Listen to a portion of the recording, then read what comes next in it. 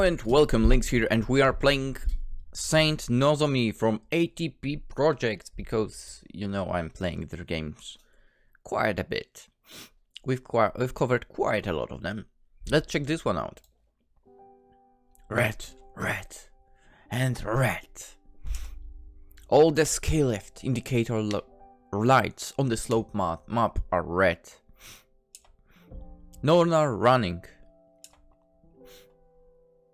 Too much snow. What do you mean? What?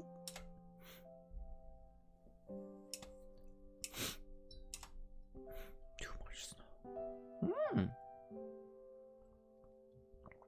In hindsight, I should have known. Every season this happens to me at least once, and I never seem to learn. I just always hope for the best.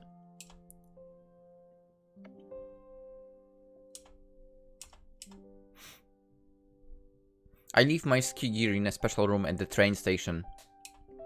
The ski lifts aren't running, but since I'm here, I might as well use the time to shop, because this is a larger resort town. They have a supermarket here.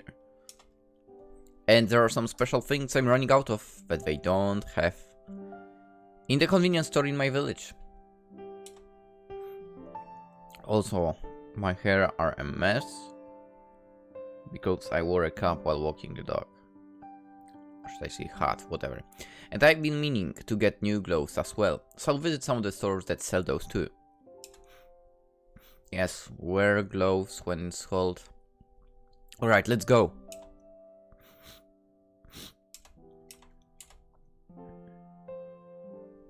I reach one of the streets leading to the center of the town. The snow is just falling peacefully here, but halfway up the mountain there is already a blizzard going on. It's unfortunate for me today, but I wasn't able to finish my thought because... Is that? It is! Jorunhild Miauchi, the famous kayaker! What? She was born not too far from here. In fact, she lived in Kodama MC, the village next to mine, and has been a bit of a local hero for a while. I remember her mostly from school, since, like all kids from surrounding villages, we all went to school here in Saint Nozomi, whatever. She then moved to Kyotenberg, or to Salzagoya, I think, with her parents. But she probably doesn't remember me. And then, years later, I noticed her while randomly watching the sports channel. Her career was very accomplished. She won the national championships twice, or even 3 times. She even made it to the world championships 1 year, but I don't remember how she further. I don't think she won a medal for. She was just about to pass me. And I didn't say a word. Anyway. Excuse me, I'm sorry to bother you, but as I was saying this, I realized what I have done. But there was no turning back now. I'm really sorry, I don't know why. I just would you happen to be Jorunhild Miauchi? I finished the sentence, so as to not look like a complete idiot. She was famous, after all, so it couldn't have been that uncommon for people to occasionally stop her and ask, I suppose. I realized for that all this time, she seemed to be in thought. And I may just have snapped her out of it, which I felt like I should apologize for. But before I could continue... Yes, that's me, but... She looked at me and... Did she recognize my face? I highly doubt. We went to school together, right? Huh? She recognized? She said, clearly trying to place me. Yes, you were in the B classes. I said happy. She really remembered. I wouldn't think it was possible. Oh, I do remember. You were from the other class, yes. Did your parents own the hardware store in Hikarienhof? They did, yeah, that was me. I'm Friendhold. Friendhold Shinonome. Yeah, I remember Shinonome, right? At the corner in the post office. And your family had that fluffy dog, right? Bernhard, yes. I said. How is she remembering me? Anyway, what brings you here? I've not... I meant to say I haven't seen her around here, but I realized she may not want to get into the conversation. Yes, no. I am visiting, actually. She seemed to be caught off guard, but there was a certain happiness in her voice. Oh, to see what changed, that kind of visit? Yeah, I have. Not been here since forever, I feel like. It's hard to keep up. I still live in Hikariendorf and I come here often and still can't keep up. That's so true. I was just walking past the main square and I feel like I don't recognize anything. So how long has it been then, since you were last here? Oh, I think it must be at least... She thought about it, making quick calculations in her head. At least 15 years, if not more. Here that's almost a lifetime. I said, being caught off guard myself. She must have been here around the time she was at the top of her car, at least I'd imagine so. So then, for it to be 15 years after that, is indeed a lifetime. She seemed to notice my sudden silence and smiled. It's just so much time has passed. Yes.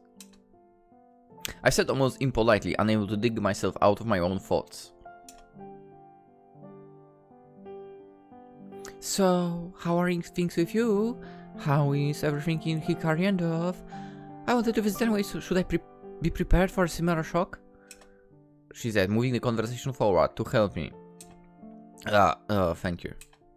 I said to acknowledge it, even though it didn't really make any sense to say it as a response, but I quickly continued to answer her actual question. Actually, not much has changed there. I think some new roads, few more family houses, but that's about it. Well then, that's nice. I can't wait for Kodama MC. I haven't dared to go there yet. Oh.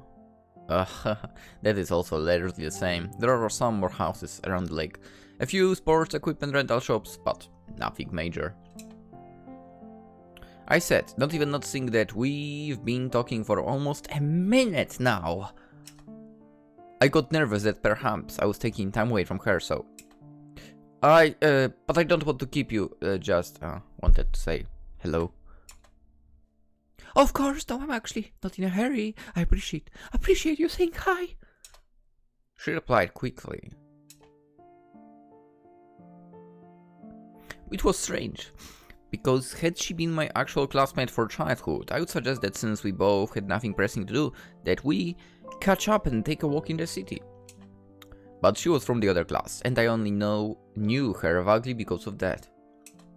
Still, we're the same grade, and there were only 2 classes, so we weren't complete strangers. I was just... I actually wanted to ski today, as you can see, maybe.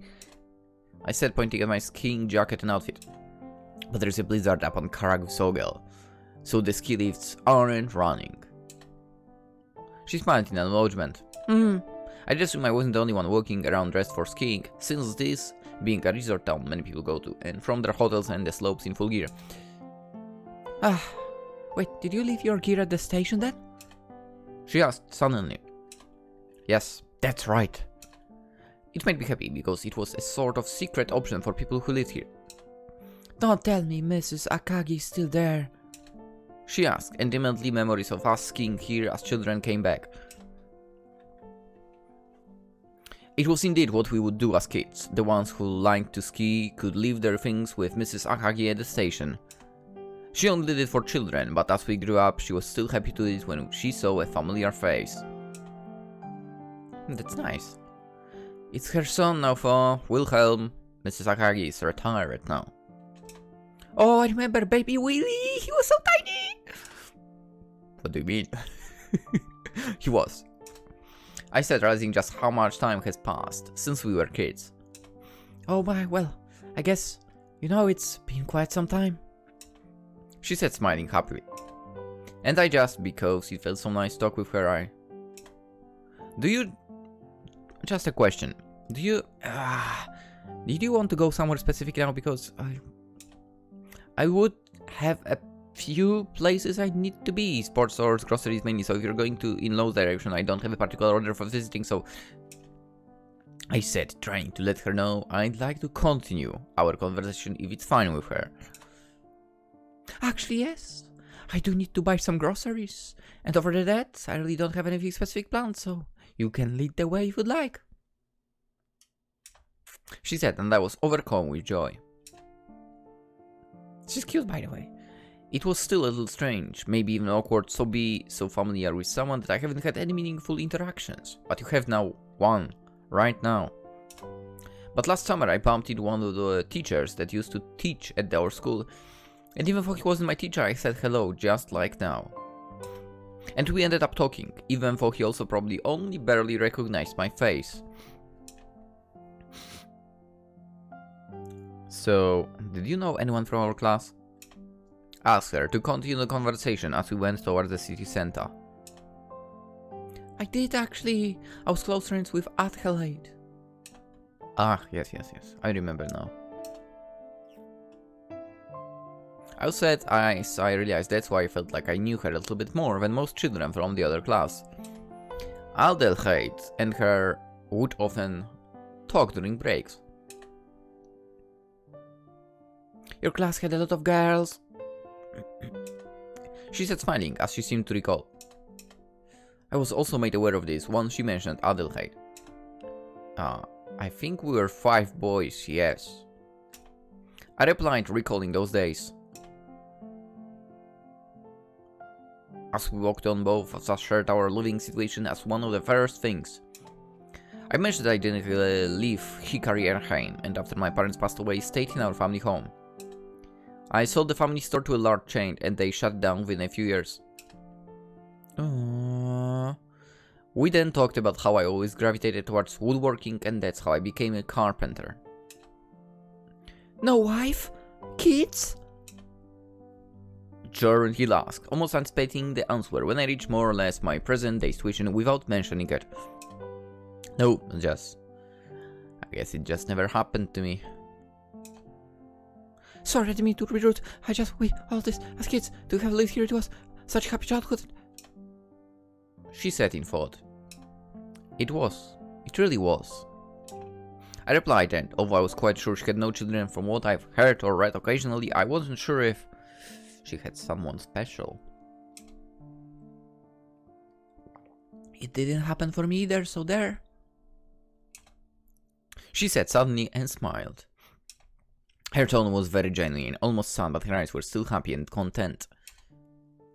And I know at our age it's not too late yet to start being something like this in one's life, but there are also isn't a lot of time for that anymore. Jornhill then talked about how she left the region to live in Gothenburg so she could focus even more on kayaking, and how she moved to a smaller town near Gothenburg after she retired from the sport. She stayed involved by becoming a coach, working mainly with beginners. Are you considering to move back here? I asked out of curiosity. I don't know, not at the moment. I really came here to just see. I haven't seen this place, so... So you're here for the weekend, right? That's kind of what I wanted. I didn't bring my skis, but I wanted to go tomorrow, so hopefully that will work out. Today just wanted to look around. Ask her to go tomorrow with her. Come on, man. Come on, man! I like them. I said, putting on my new gloves that I've just bought. I did like 3 different ones, and it was nice that Jornhill was there because she helped me pick from them. And as a spur of the moment, she bought herself a pair of gloves as well.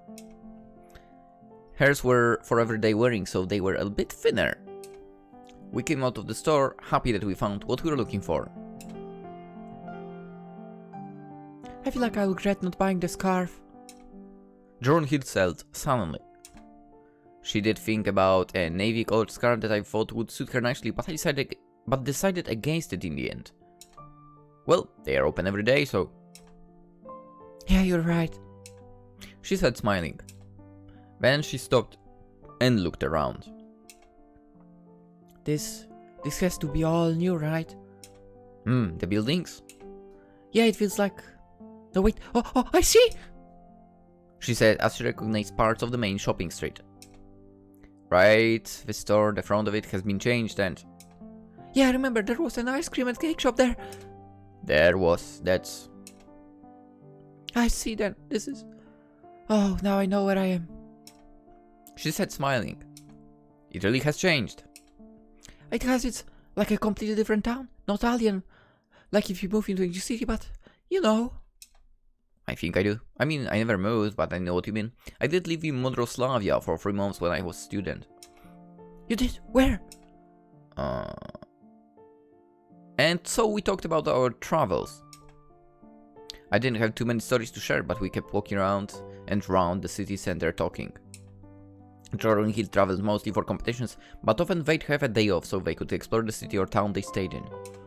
While we were talking, I occasionally quickly said where I'd like to go and ended up showing her more or less the entire center of the town.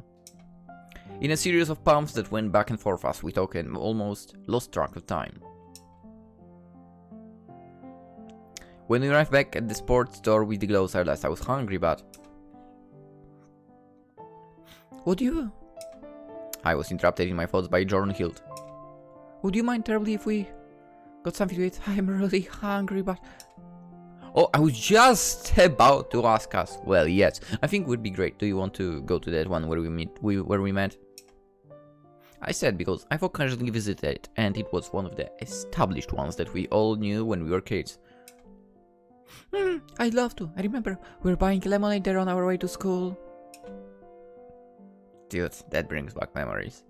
That's literally what I was buying in my, store next to my primary school. After school.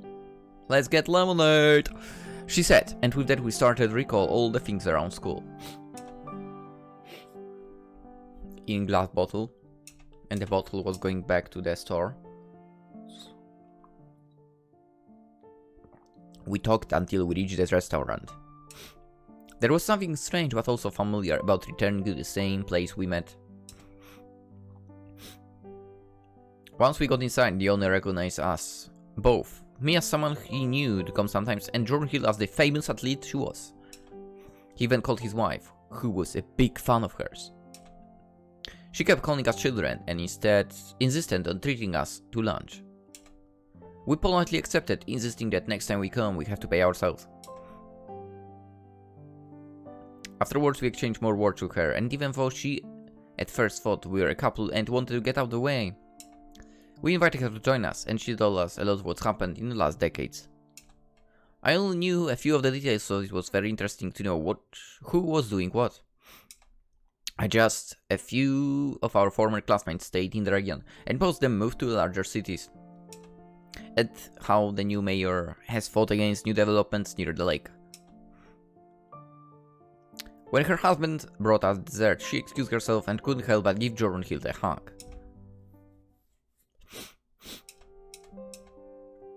I almost teared up back there.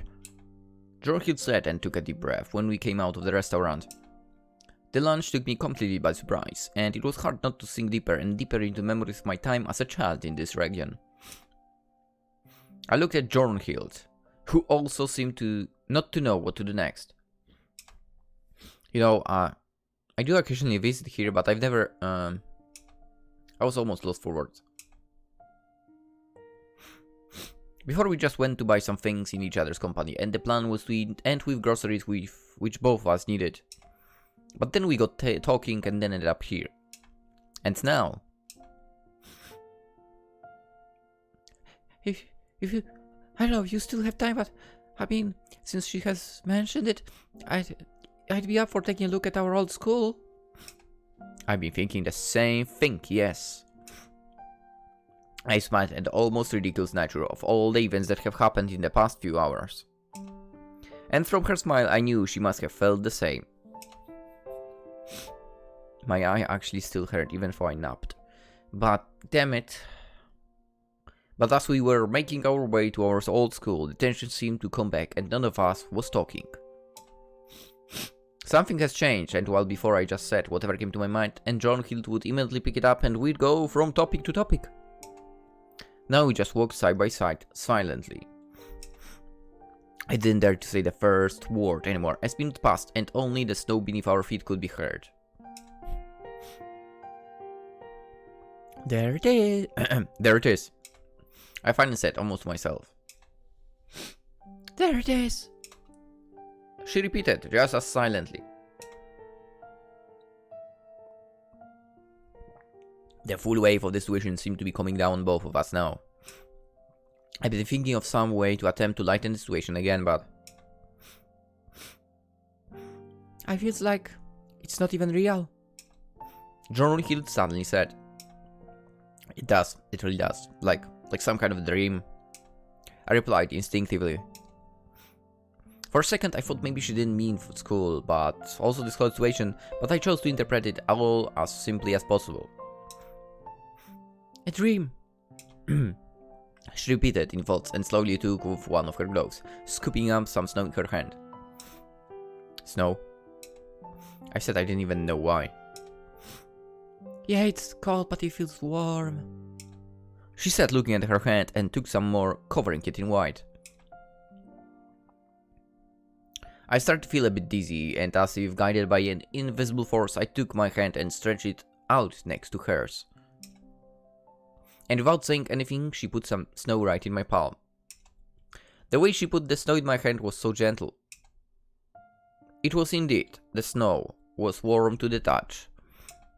I realized even though deep inside I knew it couldn't have been. It was the situation surely, playing tricks on the both of us.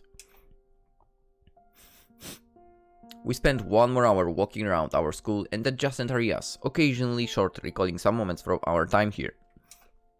And though the situation felt no less unreal, it was if there was nothing any one of us could do.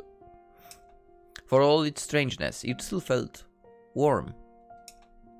Like the snow on our hands, hot from wearing gloves and moving through the deep snow. This is me.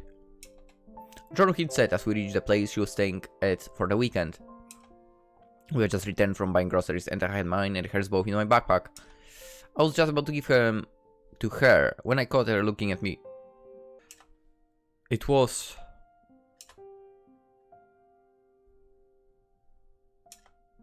Jerome Hill was just about to say something, but it seemed that she just couldn't get any words out. I took off my backpack and took out a separate bag she had her groceries in. This is yours, and... I decided to use the groceries to try to say it. I mean, you said you wanted to go skiing tomorrow. Yes, I would like to. I haven't. I really... No, yes. If you, if you would like to meet in the morning, we could... Go! Yes, I would love to go together. I would really like that. She said with a shaking voice. In my voice probably there was no shake, but whatever. Right, so we can meet at the big clock near the cable car at 9? I said, almost without thinking, fighting an overwhelming weakness in my legs. Yes, next to the clock. I'll be there. She said, with her voice returning again. And I felt my strength come back to me. Oh, but... I heard her say... What if it's still snowing tomorrow? It can't! What? It can't? No. I laughed as I said it, seeing her face fill with amusement. You will take care of that then? She said, returning a playful tone. I trust the snow. I said, changing the tone slightly. Yes, me too. Jordan Hill replied, somewhat more seriously. It's been nice to us so far. It has. she said, her words almost making me dizzy again. I'll come no matter what the weather. What a guy. I love him. I said, giving her my honest answer. She smiled, nodding. I will come too.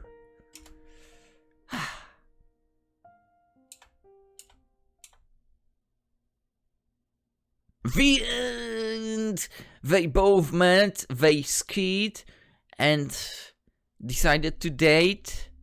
A bit in the distance at start, then they moved together, lived together, then got married, and so on the story goes. That was the happy end.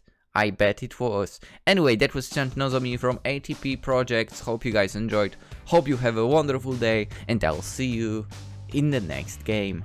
Bye bye.